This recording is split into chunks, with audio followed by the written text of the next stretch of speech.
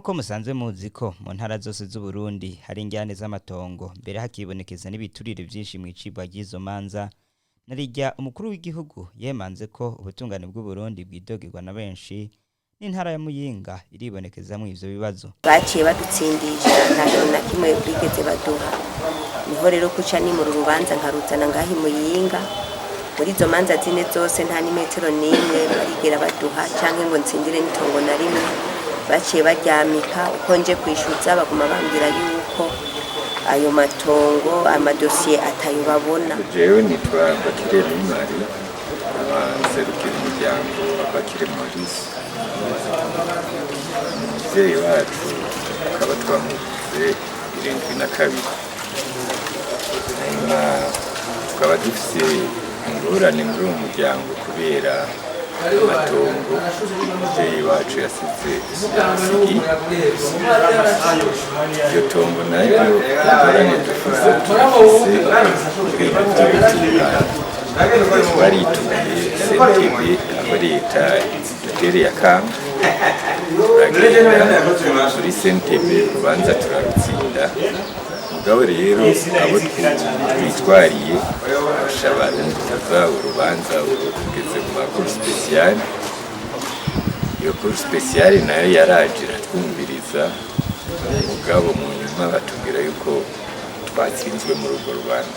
Abona bacitse kw'icumu mu gwimo rwo 72 na 93 aho bagiye mu buhungiro bahunga izo njyane ariko bagarutse bagasanga amatongo n'andi matungo vyabo vyaranyetswe n'abandi bantu bakidogira ubutungane ko atacu buriko bubafasha ko babandanya guturatura kandi vyabo babibona. Ivyo bikaba biruko mu gihe umugwi w'igihugu ujejwe kurondera ukuri no kunywanisha abarundi severe irutse kumenyesha ko wasabye wongera uremererwa ko imanza zaciwe mu bihe vy'ugwimo zizosubirwamwo. Tukaba twifuje kubasangiza ikibazo c'umuryango wa Butimbiri Joseph yaba ku mutumba Mukoni komine n'intara ya Muyinga. Butimbiri Joseph yahitanywe n'ugwimo rwo 72 akaba yari yubakanye na Sabimana Kariniya. Umuryango ukaba warugizwe n'abana batanu, bamwe bakaba bari mu gihugu abandi bari mu mahanga muri iki gihe. Ariko rero nk'uko bishikirizwa na bamwe muri uwo muryango Butimbiri Joseph amaze gushengera ibintu vyaciye bitangura kuyangara. Nyina w'abana azwi kw'izina rya Sabimana Kariniya yoba yaciye atangura kwinoba abana bamwe agakundwa akaza abandi. Mu kubikora ngo yarafashe amatongo y'umugabo ayiyandika ko mwibanga maze ahavaja kuyandikisha muri cadastre abifashijwemwo n'umukobwa we mukuru azwi kw'izina rya Butimbiri Jacqueline. Cimpaye Dominique niwe muhungu mukuru muri uwo muryango ariko ngo nta kintu na kimwe yigeze amenyeshwa. Iruhande yiwe hari umukobwa w'umuhererezi azwi kw'izina rya Marie Jose aba hanze y'igihugu. Uyu akaba ataco atakoreye uwo muvyeyi wiwe mu kumubakira urupangu no mu kwama mwitwararika mu vyankenerwa vyose. Ariko igitangaje ngo nawe nta kintu yigeze amenyeshwa. Mu nyuma abana batemeye uko kwandikisha amatongo mu buryo butemewe bahagarariwe na Marie Jose barituye Sentare nkuru ya Muyinga bitwarira nyina Kariniya n'umukobwa we mukuru Jacqueline uko bandikishije amatongo mu buryo buboneka ko bashaka kwironderera inyungu zabo. Nubwo biruko ngo ntivyabujije Kariniya n'uwo mukobwa mukuru kwihereranya babahuza bo ku mutumba bakagabura iryo tongo abandi bana badahari maze umwe wese bakamutorera bavuga ko yabatumye. Marie Jose n'abandi batavyemeye barasubiye kwitura Sentare bayisaba gutesha agaciro iryo gabugwa narijya bahuza ataburenganzira bafise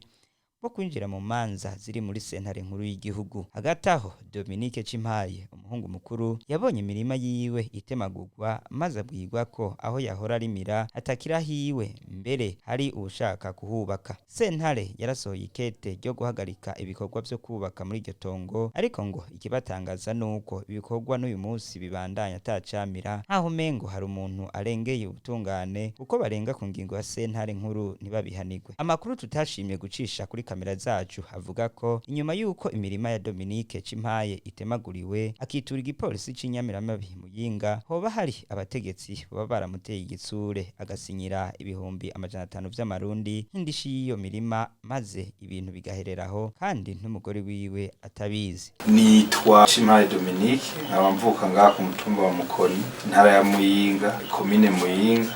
Hanyuma umuvyeyi wacu bamwishimye na kabiri yahitanywe n'ikiza cyo mu 1972 amadusigana n'umuvyeyi umwe hama rero adusiga mu itongo riri uburinganire buri hafi hegitari 3. Iryo tongo harageze igihe muri 2002 uyu muvyeyi wacu ararishira muri kadastre bararyandikisha ibipapuro birasohoka. Mugabo bisohotse ikibazo twari dusanzwe dufise mu muryango, uyu muvyeyi abana uko turi abantu 5 ntiyadufata kumwe, no kuvuga hari habo yagenda arabwira amabanga y'umuryango yose, abandi nabo ntababwira. Akarorero nkanje ndi umuhungu mukuru uko utangura n'umukobwa yamaze kugira mariage baba muri Suède, hama nca ndamukurikira nk'umuhungu mukuru. Rero no musi nkabamba kwitongo, iryo tongo nyene papa yasize avuze akaba je ndahaba. Hama rero kuva ico gihe ivyo bipapuro by'itongo bimaze gusohoka gushika uno munsi ivyo bipapuro sindigera ndabikubita ijisho. Uyu muvyeyi wacu dusigaranye yaguma avyereka abana bamwe, n'uwo muhererezi yamufashije byose. Inzu y'umuvyeyi papa yapfuye akaba ari wayisubiyemwo, akayishiramo amazi n'amatara, akayubaka neza, akamubakira urupango, akamushiraho amaporotaye.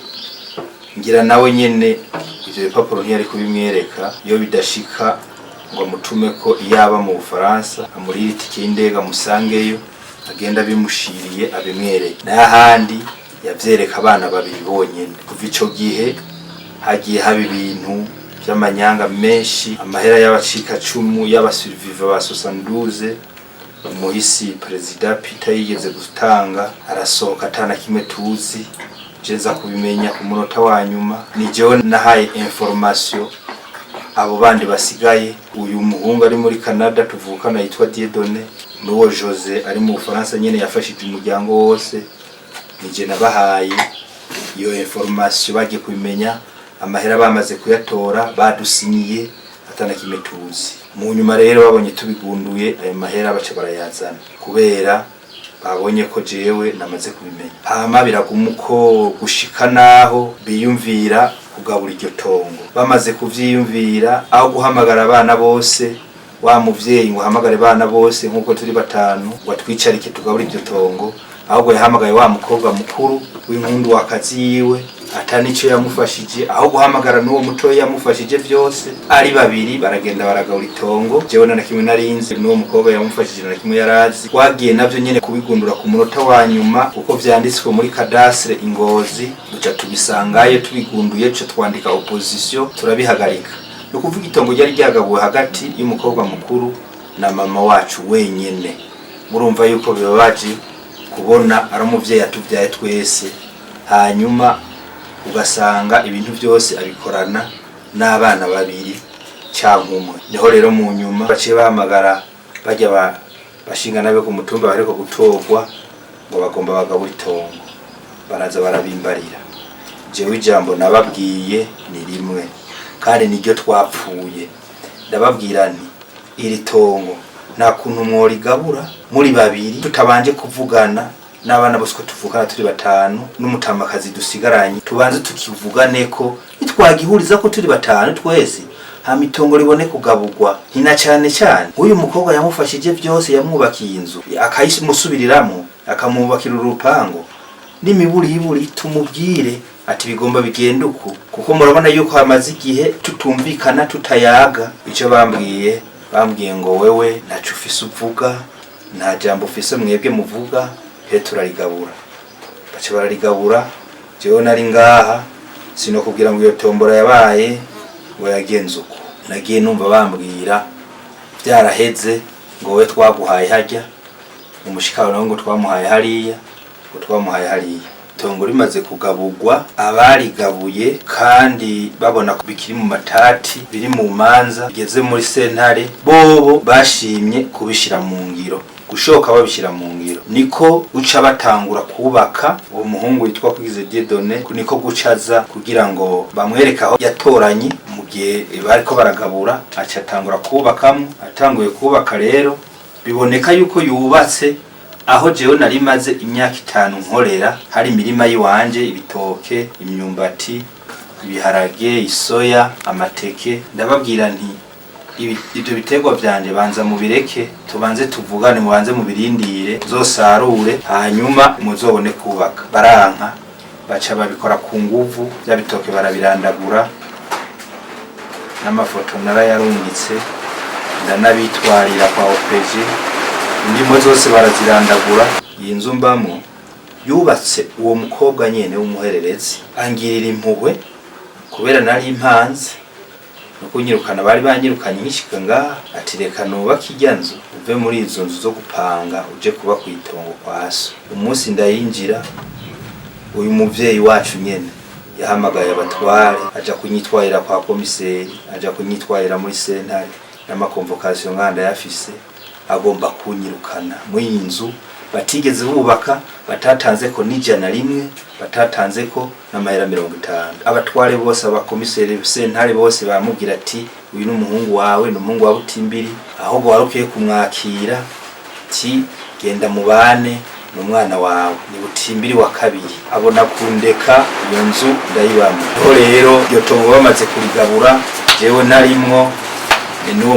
muhererezi nyine mani rambona Marie Jose atawurimwo niho Jose yabitwarira akitwarira umuvyeyi amubarira yuko ahubwo naho yubatse yamuguriye yamuhaye amahera babivuganye kuko ari inzu yiwe yahejeje n'inyene mbamo amaze kumwitwarira ivyabona bo nyene bizaniye baraje baremeza yuko iryo tongo ryagabuye abana babiri twebwe jewe namushikanje nyene tutarimwo umwe mu bagabuye niwe yavyivugiye muri Sentare kandi arico cabona bonyene bizaniye urumva ko yavugishije ukuri ejo bundi rero niho handikwa ikete kubera urumva ko byari mu manza ikete rirandikwa na Sentare ryo guhagarika ibikorwa umuhungu umwe tuvukana yitwa Kwigize Diedone bavuga ko yo bari karubaka ryo kumuhagarika mugabo ryo kete risohotse kuva risohotse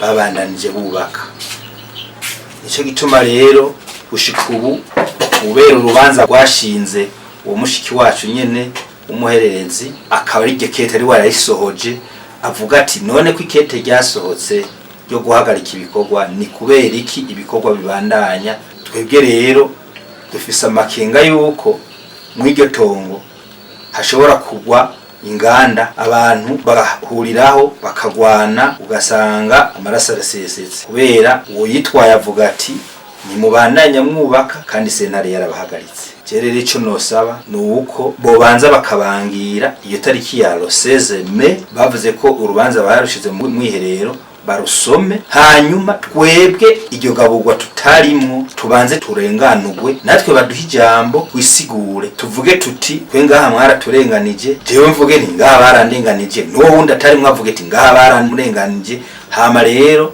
baturenganure hama ibintu tubivugane bihere mu mwumvikana turangiza tubamenyesha ko mu gihe urubanza rukiri mu mwiherero bo basigwa Butimbiri Joseph basaba ko ivyo bikorwa byo kubaka bihagarara kandi abarenga ku ngingo ya Sentare bagahanwa taragerageje gusaba umuco Sabimana Kariniya akaba atashimye kubwira ico tubwira baranabajije ayo makuru mukuru w'umutumba wa Mukoni akaba yavuze ko ataburenganzira afise bwo gutanga iyo nkuru tutabanje gusaba uruhusha mu Sentare akaba ari inkuru tuzobandanya tubatohoreza